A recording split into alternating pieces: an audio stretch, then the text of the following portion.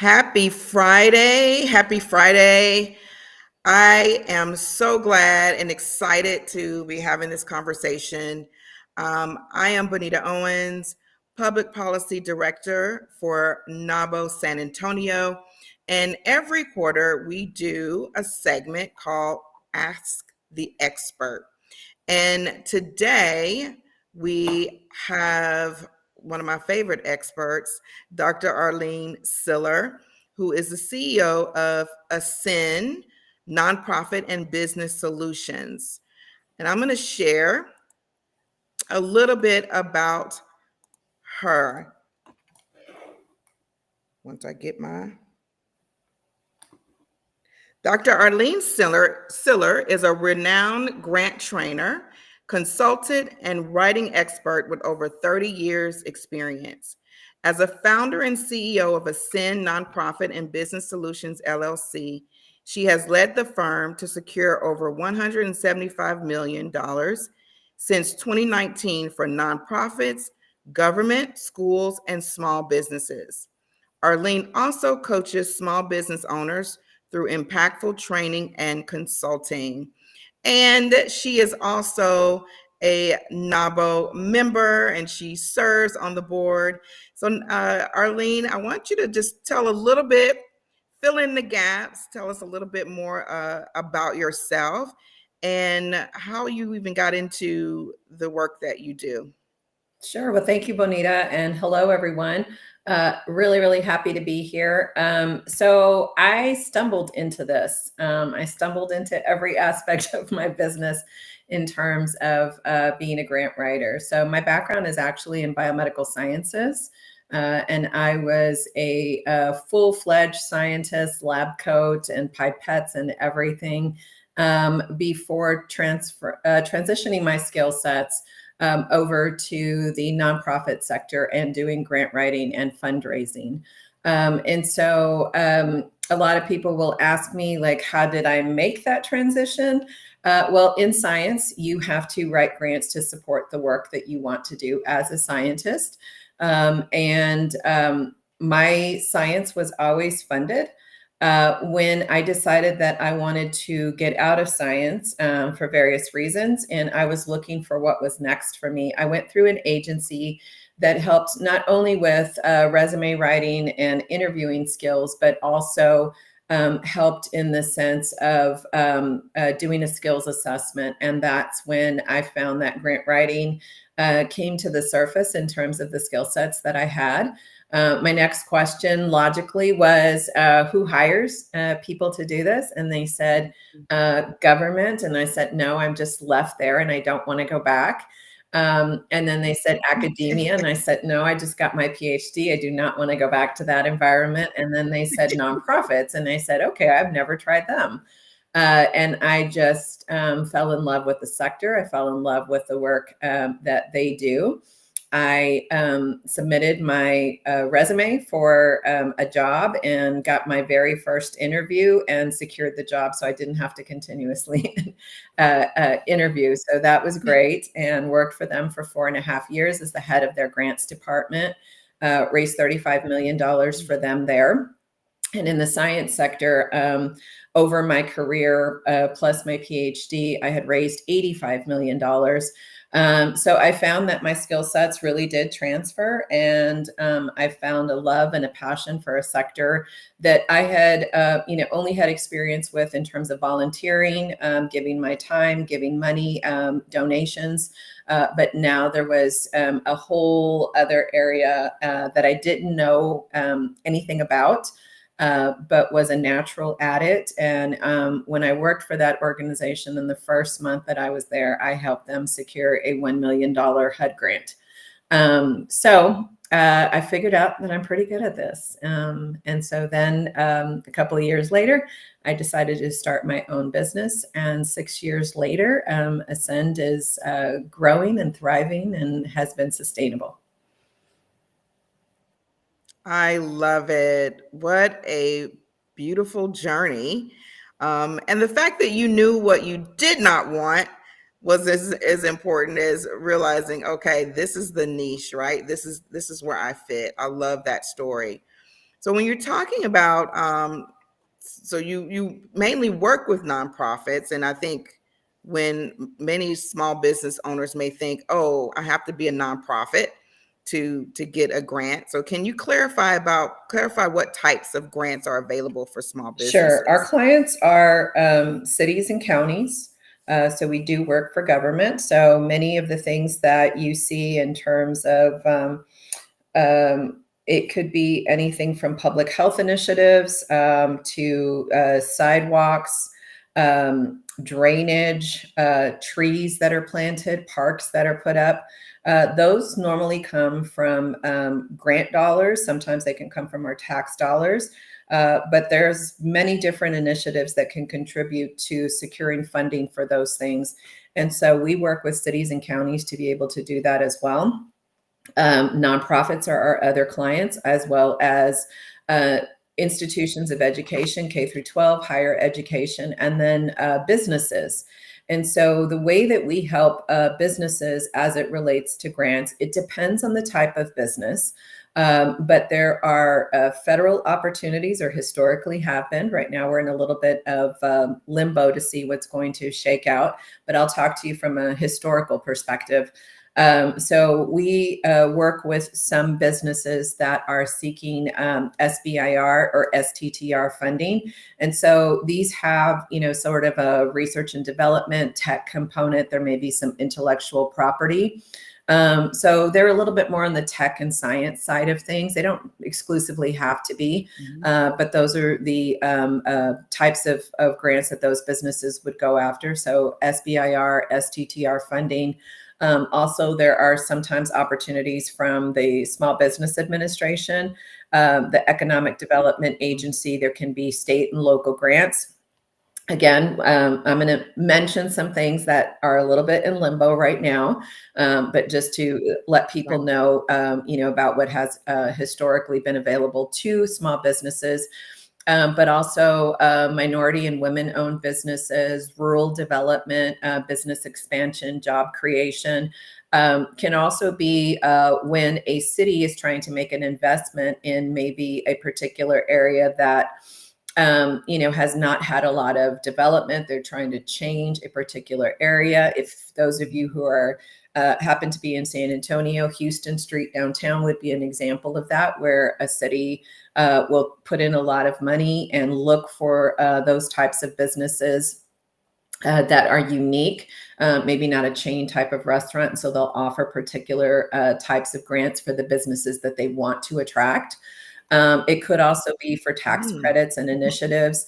And then there's opportunities sometimes from corporate. So one of the ones, I can think of off the top of my head would be FedEx. Sarah Blakely with Spanx also has, a grant opportunity that she has out there. Visa has historically had some, Amazon as well.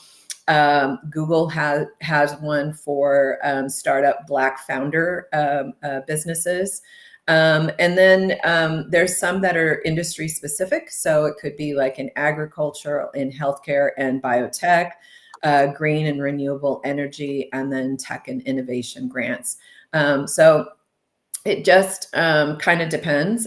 They can come from many different sources, so not just strictly government, and doesn't have to be at the federal level.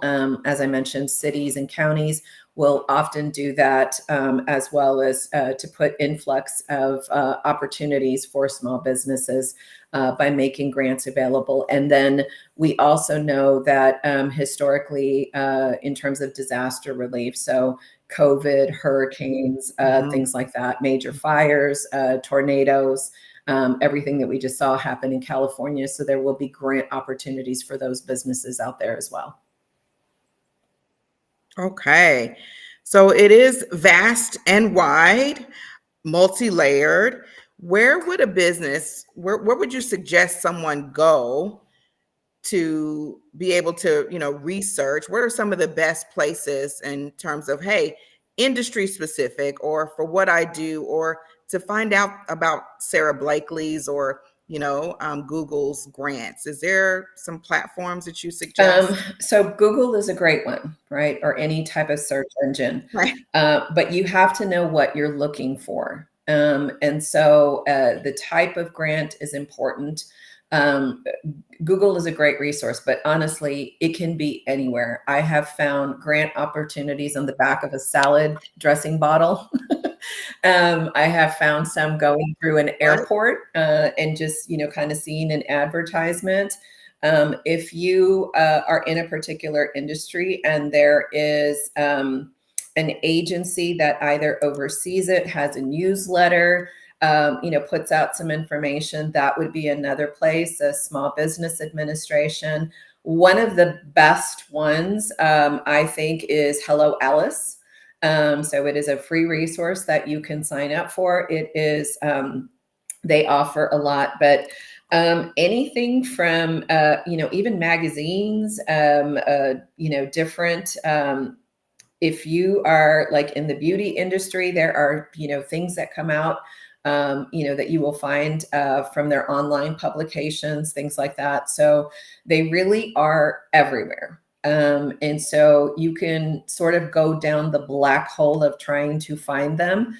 I would say you need to develop a strategy around it. And, what that looks like is different for everyone. So, I have been the recipient of grants that have come in many different forms. So they're not always monetary, and that's something that people need to understand. So many of the grant Okay. opportunities that I have taken advantage of have been in the way of professional development for me or for my staff. And so what that does Mm. as a business owner is it allows me to invest in myself, to invest in my staff, and not have to have the funds around that where we have to pay that out. And therefore, that allows me to take this, $3,500 of that I would have spent and put it somewhere else, right? Because now those grants are available. So I would say more often than not, those have been the ones that I have really taken advantage of. And so, as an example, I recently completed the We Ignite program through Limbeck, and there was an opportunity to apply to be part of EOS training. And I didn't have to pay for that myself. And so that was one of those Mm. opportunities where you can secure professional development. But it comes in many different forms. Sometimes it can also be an expert that you might get access to, such as a business coach or someone that can help you with your pitch. Right. So I've won one of those too, Yes. where somebody helped me in terms of developing the pitch for my business. I've also won a couple where, people wrote articles about me that I didn't have to pay for as part of, a PR budget or a marketing budget, things like that. So just consider that they're not always monetary and dollar, there's not a dollar direct where you're going to get a deposit. That is really, really good insight and reminder that there are, very beneficial or valuable opportunities that aren't directly tied to dollars in the bank. However, there are things that you don't have to pay for.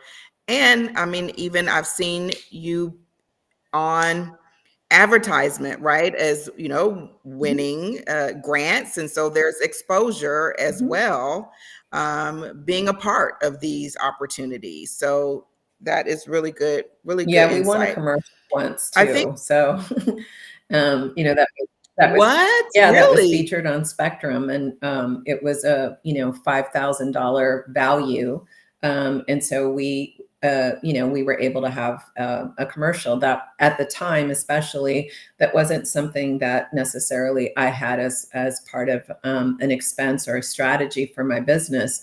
So just being able to have, Mhm. that available, and, it was showing for like a month or something like that. So they helped, part of the grant was that they gave you this platform so that you could create the video, and then they advertised it for us at certain times. Wow. Okay. So I want to ask, I think when I talk to business owners, and I have a friend who's a small business owner, and she wanted to get a job in order to make money to fund her next level. And I said, have you considered grants? And I think for so many business owners, we're doing so many things, it seems a little bit overwhelming, like where strategy. So, can you help just help us to kind of narrow down what is like a simple strategy that someone who's never, ever done applied for grants, or maybe they've done one or two and haven't gotten it, so they're like, what's the use? What are some simple steps that business owners should just start taking to really have a clear strategy? So let me tell you first what grants are not. Okay, because I think there's a lot Okay. of myths surrounding this for many, many business owners that approach us. So grants are not immediate money, period, even if there is a monetary value associated with it. They are not for the cases in which you can't make payroll. Okay, so that's what I mean by that. So if you had to put last payroll on your credit card and you're not seeing that there's going to be any kind of change, there are no grants that are going to come in and relieve that situation for you. So it has to be part of a strategy in the sense that you're going to dedicate some amount of time per month, per week, whatever that might look like for you is going to be different for every individual. And it's not something that you're going to need the funds for immediately, right? So it has to be Yeah. those two things. So the way that I approach grants is I'm always looking for opportunities. I have to be available. So the resource me has to be available to do that. I am organized in the sense that I know exactly what I want to present for most funders in terms of you have to answer this question is, what do you need the money for? And if your answer is to keep the lights on or to pay everybody or pay back a loan, you're not going to get a grant. You're not. That's not enticing. It's not innovative. It's not creative. It says that there was a lack of strategy most of the time. I'm not always, I'm not saying that's always the case. But these types of funders that are giving out grants to small businesses are not trying to slap a Band-Aid on a situation. They want you to be thinking outside the box. They want the next, creative thing, whether that's an app, some sort of program, some way that you're doing business, or the people or that you're doing, that are the recipients of the services of your business, right? So they're looking for something innovative. They're looking for something creative. They're looking for something that's going to move the needle on that. So you want to just keep your eye out for those opportunities. And then again, just remember, it's not going to be immediate funds. Grants take time. And so if they have the grant opportunity open for 3 or 4 weeks, keep in mind that there are deadlines associated with them, and they're hard deadlines. So don't feel like you can cheat the system. If it says it's due at 12 p.m., you cannot submit it at 12:01. It's going to get excluded automatically. So you have a definitive time frame in which to do it. If it doesn't work for you as a business owner because you've got a lot going on at this particular time, then it's just not something that you can do, and it's not something that you want to rush. But you want to be organized about it as well. You really, they're going to ask you some, and you may even have to attach some of the same documents that you would for a loan, right? They're going to ask for your financials. They may ask for your P&L or your balance sheet.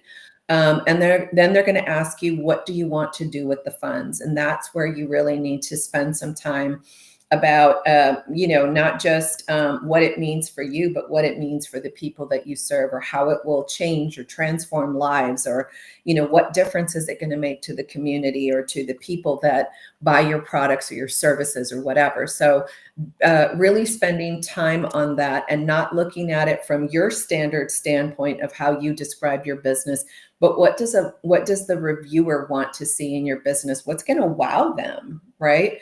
So those are some of the things Mhm. that I think that business owners should consider. And I just mentioned your finances are a big component of that. So you may be asked for a budget, meaning, like, let's say the grant is worth $20,000. They're going to ask you, how are you going to spend this money? And what they're looking for Mhm. is a budget. And if it doesn't make sense with what you said you were going to do, they notice things like that, right? And so they're trying to figure out, do you really understand where you're going to put this money? Is where you're going to put this money and what you're going to spend it on, does that support the project or the program or the description that you just gave them? And is it going to move the needle? And is what you're saying, does it make sense? Is it strategic? Is it logical? Those kinds of things. So nobody wants to throw money just out there, right? They're looking for, whether it's a Mhm. pitch competition, think about things like that, right? So when we go to a pitch competition, we have however many businesses that are involved, and we see the ones that get us excited, right? We see the ones that everybody is like Yes. behind, and they're like, yeah, give them the money. And the judges are seeing that too from that perspective. So when you're writing a grant application, you're sort of doing your pitch in a narrative form. And you want to put those things in that Mhm. get them excited. And so those are just like, some of the things that business owners need to consider. So have it as part of a strategy, but it can't be a get rich quick or, help me solve a problem from the past, because it's not going to do that. It's just keep an eye out when you see them come available, apply, have your stuff ready to go, because there is a time frame associated with these things. Waiting to the last minute is not a good idea at all. You're going to put the wrong financials in, or they don't Mhm. make sense, or your financials were from 2024 and you're submitting it right now, those kinds of things. And so the strategy needs to be, I'm okay if I don't get this, but if I get it, that will be Mhm. great. It's icing on the cake, not the base. Yes, I love that. I love that. And what are the things? So, and you brought a good point about have your things to gather. So, it was one of the questions wanted to ask. Um, what are the before you even start, researching grants or any of that nature? What are the things that business owners want to get into place? You mentioned some of it Mhm. now, and start what information they need to gather so they're ready to So one of the respond. first things I would say during your downtime, because we have so much of that as business owners, find a Yes. grant application, even if you're not going to wholeheartedly apply, or even if it passed. Get the application. Now, the first thing I'm going to tell you is, if you fill out one application to one funder, that's all you did was one. Okay. They're all different. Mhm. None of them look the same. Their questions can be similar, but there's still going to be differences and nuances. So find Mhm. 1 to 2 applications and start to fill that in, so that you have that as a template or boilerplate information. Really take a look at how you describe your business. They don't want the boring aspects of it. You're creating little mini commercials, is the way that I sort of, look at this, is you're creating these mini commercials of your business. And so, we all get excited about Super Bowl commercials, right? And some of them were like, ooh, that was a dud. And some of them, it Right. sticks with us, right? So we want to be that business where we stick with them, right? And so start to answer those questions so you become familiar with it, and you're creating templates for yourself. Follow the directions that are in the application. So if they tell you to use a particular font or font type, do it. It's not what you want to use. Or don't be like, well, Times New Roman is not on brand. If they say use Times New Roman, that's probably because it works really well with the portal or the system that you're going to put it in. So it's not about branding at that point. It's about you following the rules. And from a technical review, it's a good reason to exclude your application. If they have deadlines, whatever else associated with it, you just need to follow the rules that they have. And so you want to create those templates of the narrative that you're going to put in there. If it says 1,500 characters and you're not going to submit it, I would do around 3,000 characters, because Another application may ask you for 2,000. Another may say 1,700. You've already kind of done the majority of the work. Then you can cut and paste, the stuff that's a little bit more fluff and is not the solid component of answering that question. The other thing is answer their question. Don't answer what you want to answer, because that's another thing that I think a lot of businesses do. So answer the question that they're asking you, and for that particular funder. So even if you have that template, do not copy paste. Reviewers can tell when you've done that. And that's a good reason, not to fund your organization and you've wasted your time. Dedicate, if it's your first couple of grants, I would say anywhere from 6 to 8 hours. But if you go through that process of creating that template and say you just kind of do, one question a week for 30 minutes to an hour, you'll have all of it done. And then when the application comes up, you'll be much faster at it. So once you get through about 3 or 4 of them, you should be at about, 2 to 3 hours. You want to keep your financials up to date, or if you go through a third party, understanding what their time frame is. I've seen, some organizations run into a problem where somebody else does their accounting, their bookkeeping, and it's not easy to ask for their financial documents right away. Or they'll charge you for that, Right. those kinds of things. So, we use QuickBooks, so it's very easy for me to pull up a P&L and run the report and all that kind of stuff. So, whatever is easiest and best from that standpoint.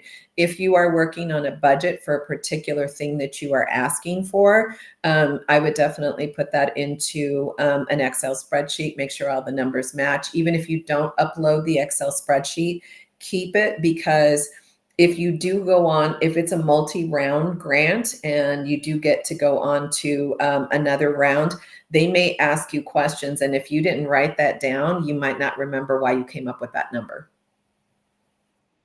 Good point. Okay. Yes. Good points. Very good points. I love that. I love the idea of going through some actual applications, going through the process, gathering it, make a template that saves so much time. And I never would have thought of this. Yes, if you've got someone else doing your bookkeeping or an accountant and they take 2 days and you're, already running up on the deadline, which you shouldn't if you do this ahead of time. But that's one other reason why doing it at the 11th hour is not a good idea if you need information from other And I will also entities. add, they're going to ask you for your website and they're going to ask you for your social media handles. It does not look good when we click a link to the website and it says under construction. If that's going to be the case because you're doing something, let them know that ahead of time if you can write that into the application so that they are aware. But if not, checking your website and make sure it is actually up and running. Your social media should be tied to your business and not your personal life. So Yeah. if you, even if you are a Good. solopreneur, you have to separate. Well, you don't have to. I would suggest that you do separate the two, that you have one still for your business. So, your Facebook profile should not be the one, your personal Facebook profile should not be the one that you're going to put into that grant application, because especially if, you are very strongly, I'll use a political example, but you're very strongly affiliated with one political party versus another. And, you put that on as your handle and your reviewer doesn't feel the same way that you do. You've given them another reason to Point. be like, no, that's not okay. Or if you tell me that, the funding that you're seeking is, to do your coffee cup business. I'm just using this as an example, and you're going to create these amazing coffee cups. But I go on to your social media and stuff, and all I see are nail files, right? I don't see anything having to do with coffee cups, or that you're even anywhere in the, drink or beverage business whatsoever. There's a discrepancy between what I'm seeing. And so if the narrative does not support that you're engaging in a new line of revenue, or, that there seems like there's a discrepancy between what your social media website, all of that stuff is saying versus what you're asking for. they're not going to reach out to you to ask for clarification. Okay. That's your one chance Right. to be Right. in front of them. So whatever you're proposing and whatever you're requesting funds for needs to all be coherent and match. And it needs to match what the public sees in terms of your organization. You will also be asked for potentially your Google business account. And so, do you have good customer service? Are there a lot of people on there complaining that they never received, such and such product from you, or that it constantly arrives late, or that you don't return calls, or you have just a bad rapport with people? So they're not going to invest in that, right? That there's plenty of other businesses that they can take that $25,000 and apply it to. I love that. One thing is you just brought out as you were talking, and you're talking about, making sure your social media, is professional and points to the ask, and telling a story. And I think one of the things that we can really kind of miss, because grants, there's no faces tied to it. We forget these are real people that are reading these grants, right? And they're reading hundreds and thousands of them. And just like you brought out a good point. If you've got a political stance, you're very overt or very staunch, and someone else looks at it, that can affect their view of you. Or if it's not professional, it could affect their view of you. And so it's really good to remind business owners, like, these are people, they're not bots, right? That are, at least not yet, that are reading these grants. And just think about that. Think about telling your story. Make sure that things is lining up.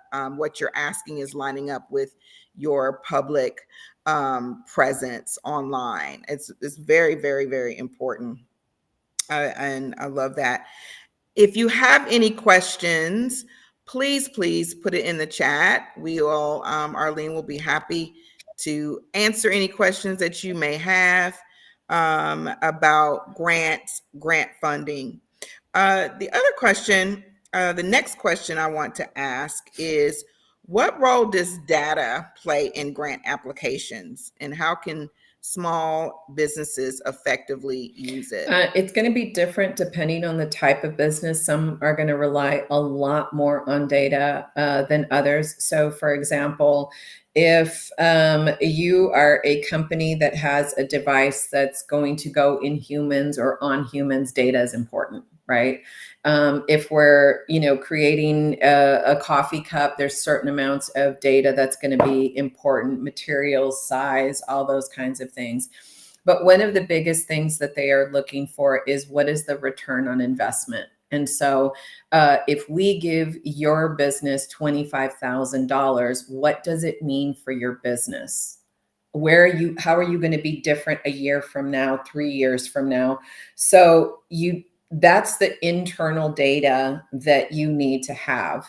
So when I secured a grant early on in my business, I used it to launch a second revenue stream for my business. So we provide grant research, writing, and compliance services for our business. That's the actual doing of the work.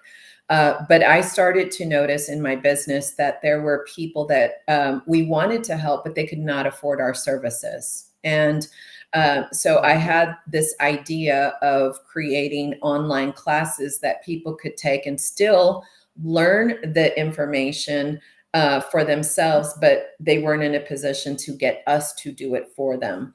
So I created online classes, and that grant I used to launch that, so that I didn't have my own money that went into that. So I had to project out what I thought I would make from that, and who would be the recipients of these classes. So I really had to think about the marketing. I had to think of who my ideal client was, which is very different from services, right? I had to think about what that avatar looked like, and I had to think about what my financials would look like a year from now, 2 years from now, and that's the return on the investment. So it depends on your industry, it depends on the business that you're in, and it depends on the grant application. But data is going to come in there some way, somehow. And so you need to have a good handle on what does that mean in terms of this grant, this application. What does it mean for your business? What does it mean for the people that you serve? If it's really science and technology oriented, there's going to be a lot more data that's involved, and sometimes that will involve collaboration with outside entities. Like, you might have to be a Mhm. partner of a university or a science institution to help you get some of the data that you might need. If you're putting anything on people, lipstick, a skincare cream, Mm. a lotion for psoriasis, whatever that might be.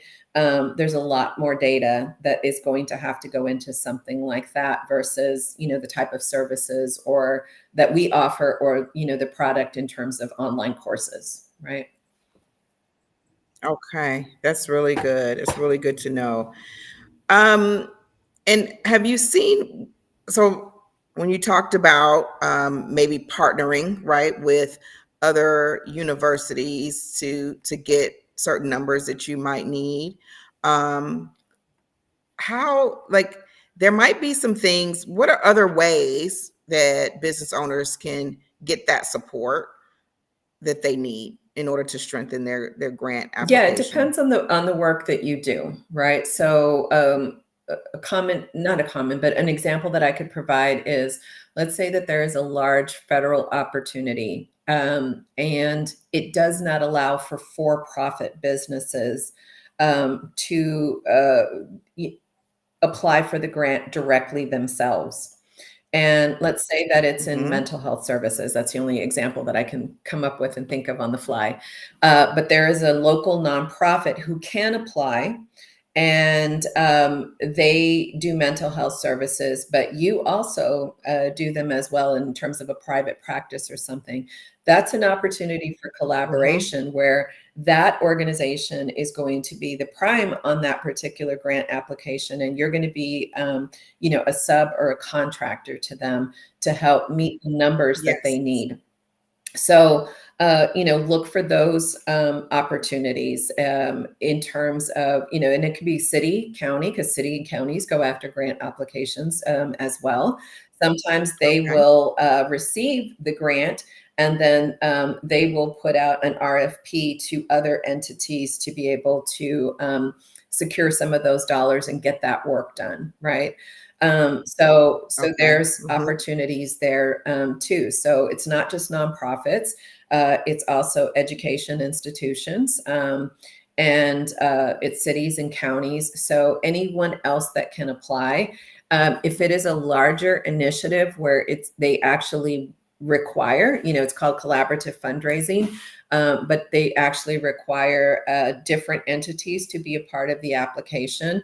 It's good to be able to, know who those players are ahead of time. So when those opportunities come out, y'all can all come together to put in an application. And that's relationship building before the Mm. application comes out. So Yeah. remember, there's a time frame to this. So this is not the Mhm. time that you want to be making a cold call and be like, hey, Bonita, I just saw that this, application, it's due in 2 weeks. I would love to partner with you. It's probably not going to happen.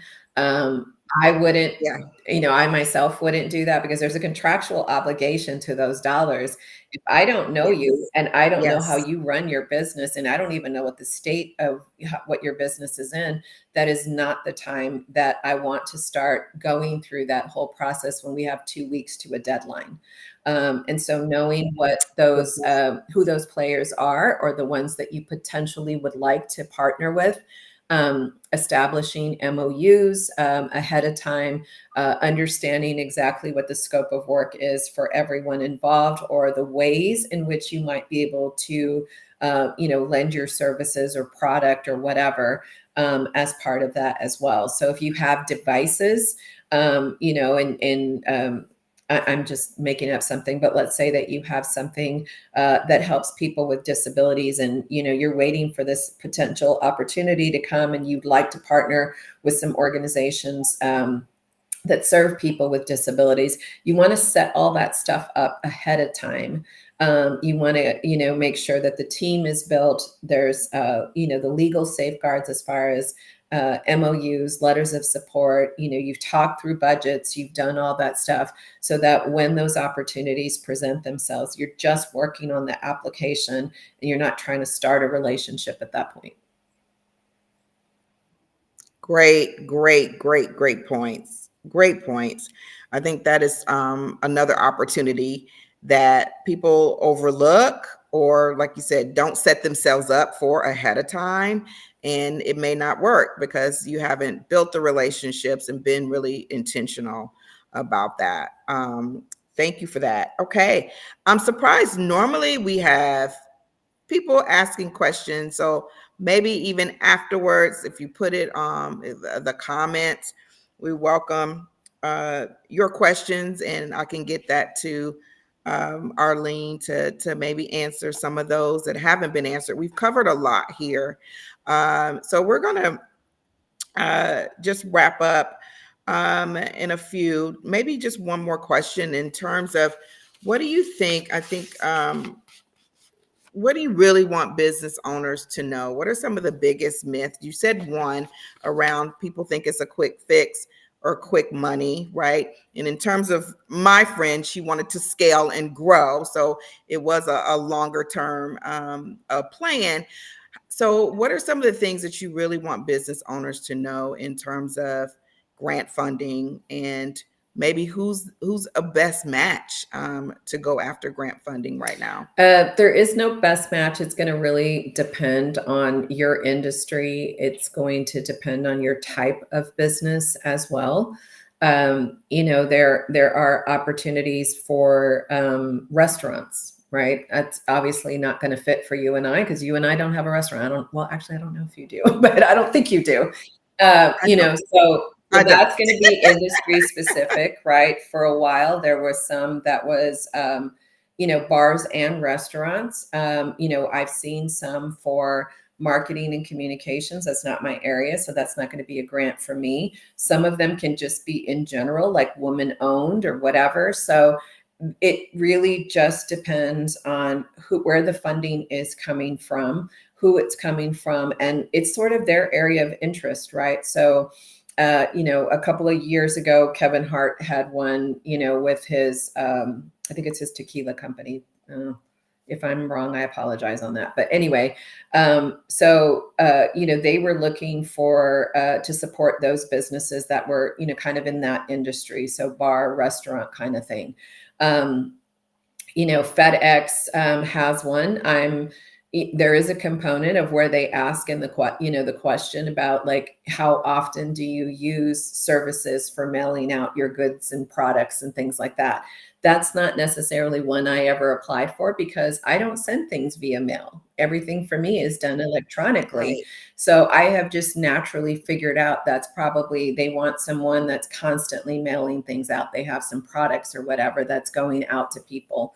So again, you have to look at the funders very closely and make sure that it matches for your industry or for the type of person that they want to support.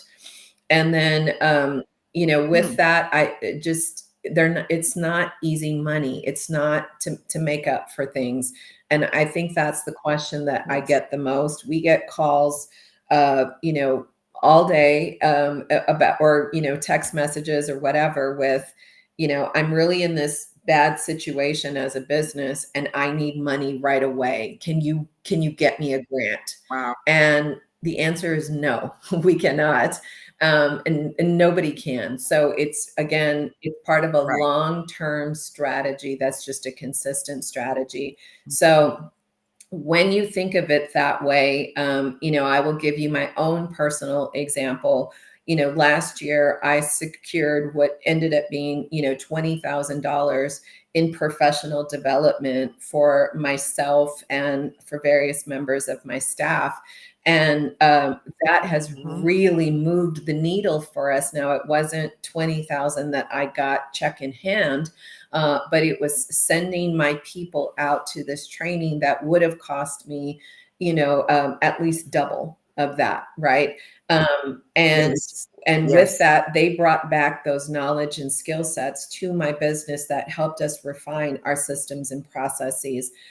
There's not a direct correlation that I can sit there and say, well, this is what it resulted in, but it did save me money because it saved us time, and we learned to operate more efficiently Yes. and effectively, or utilize, this particular technology. And then I'm able to take that money and invest it in a consultant who's helping us with our program, software and management program that we have.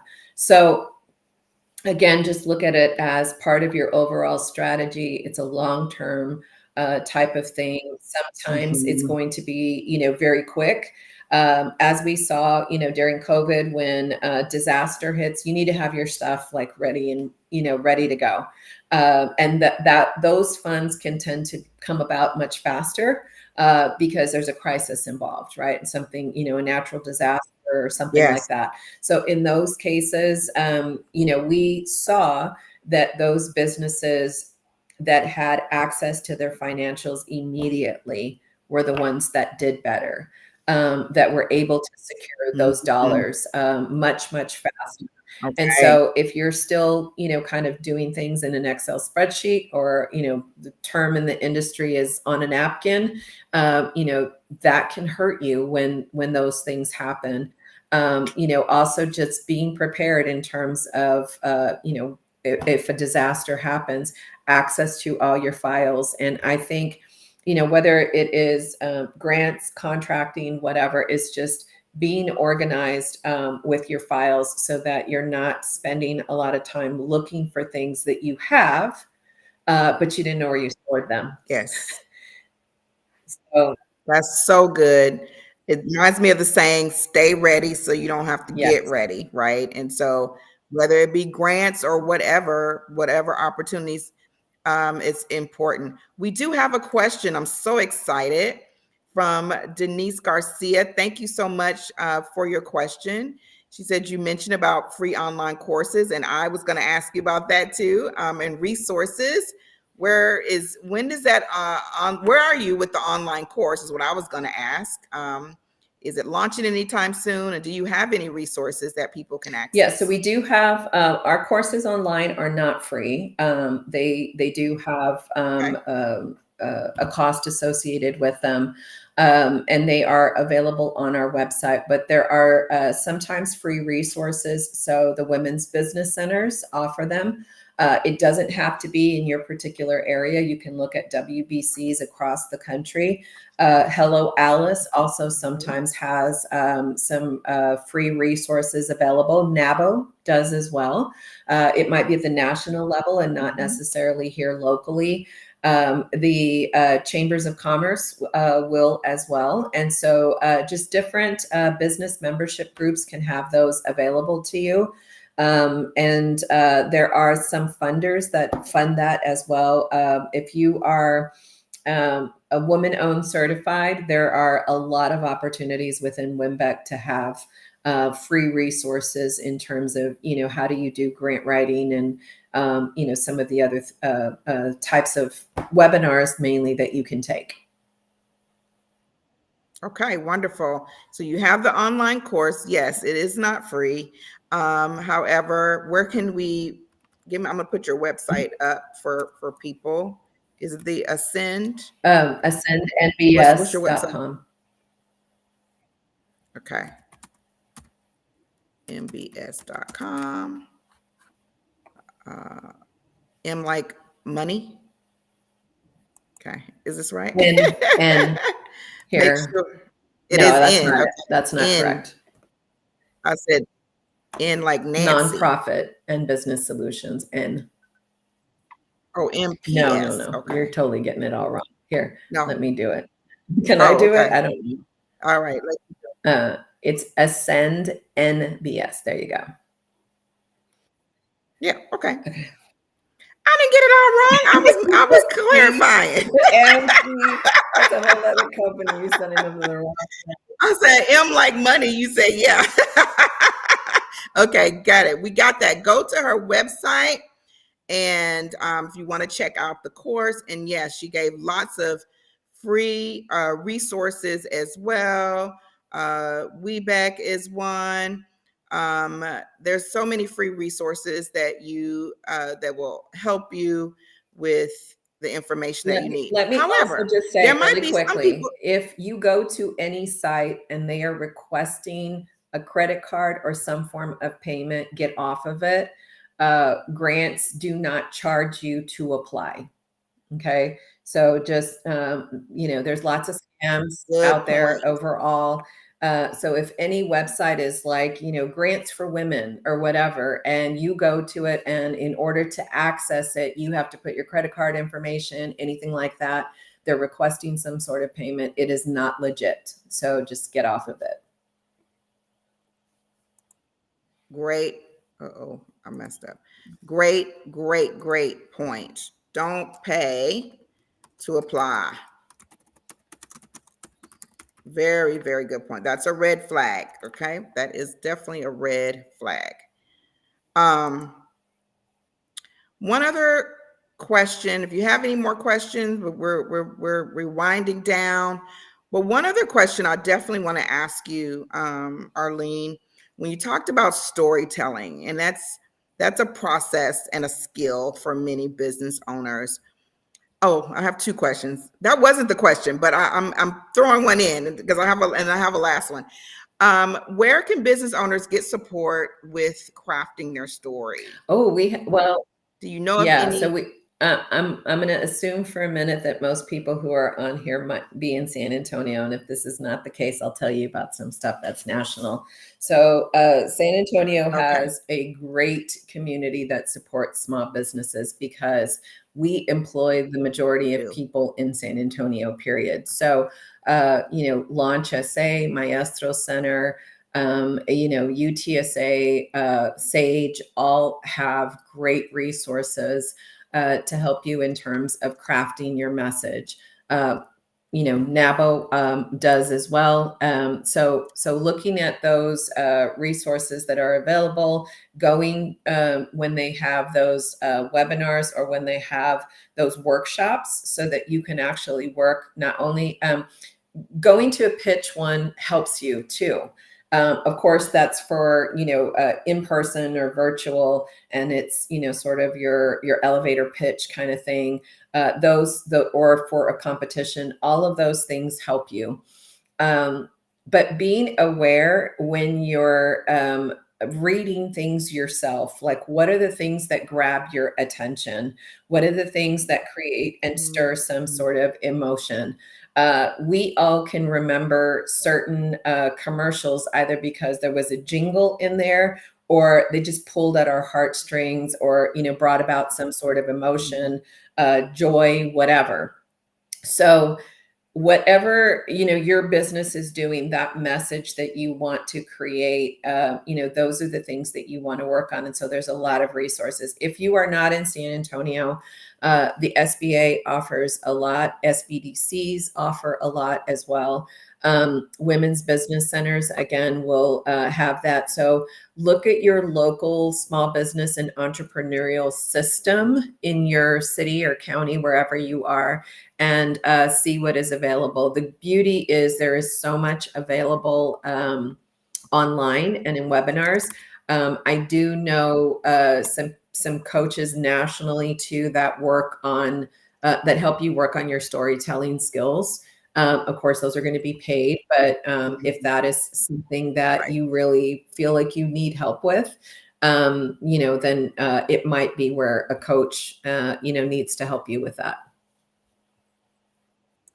Yes, there are a lot of coaches, you're right, out there that will help with storytelling.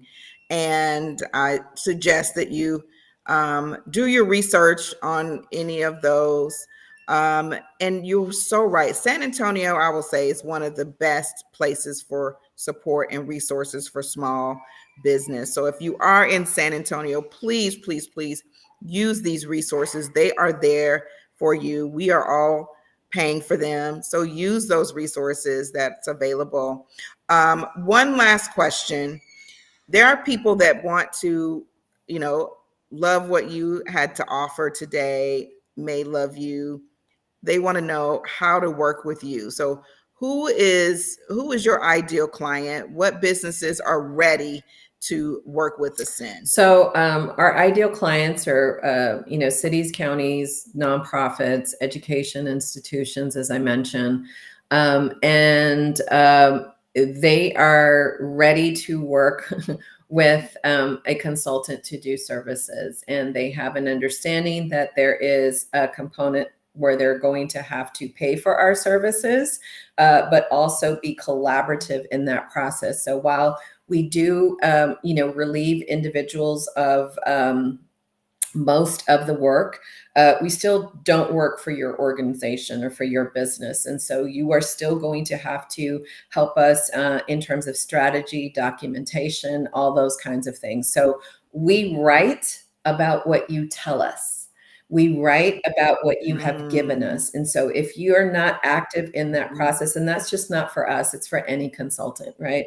If you're not a part of that process where you're giving us the accurate information or telling us that accurate information, making time to meet with us so that we understand what are your programs, what are your services, what do you charge for this, how do you do the work that you do, then Ascend is not going to be the best place for you, but you're also going to have some issues with other consultants, or you're going to walk away really unhappy because they just do what they want. So that's not a good situation. We also help businesses with bids and proposals because grant writing and bids proposals is very similar. So that is the other area that we help a lot of small businesses in. So if there are contracts that you want to go after and you don't know what that process is, or you don't feel comfortable with it, then that's the other way that we can help businesses. Because again, we want to diversify our revenue, and we do the same thing too. We go after grants. We have revenue that's generated from our services, our training, our consulting, but we also do contracts as well. And so if that is something that your business is interested in and need help with, that is another area that, you can interact with us. Okay. Wonderful. Wonderful. Thank you so much, Arlene. I really hope you all who have watching, I know at least Denise, and she's not the only one, has gotten some really good information. We've given you some small steps. Gather your information, right? Make sure your house is in order, so to speak, so that you can be ready to apply and put yourself in the best position to go after these grants. And know it's a slow game. It's not a fast money. It's a long game. Strategy needs to be in place. There's partnership opportunities. So it's vast and wide. But what I'm taking away most more than anything is make sure you have the key components in place, be able to tell your story, have your ducks in a row so that you can really show yourself as a strong contender. Thank you so much, Arlene. I appreciate your time. Please reach out to Arlene. If you have any questions, just post them under in LinkedIn Live, and we can get you those answers. We'll definitely want to do that. And NABO, if you're in San Antonio area, NABO is a National Association of Women Business Owners, and we are an advocacy organization. So check us out, nabosa.org, for more information. Thank you and happy Friday. Bye.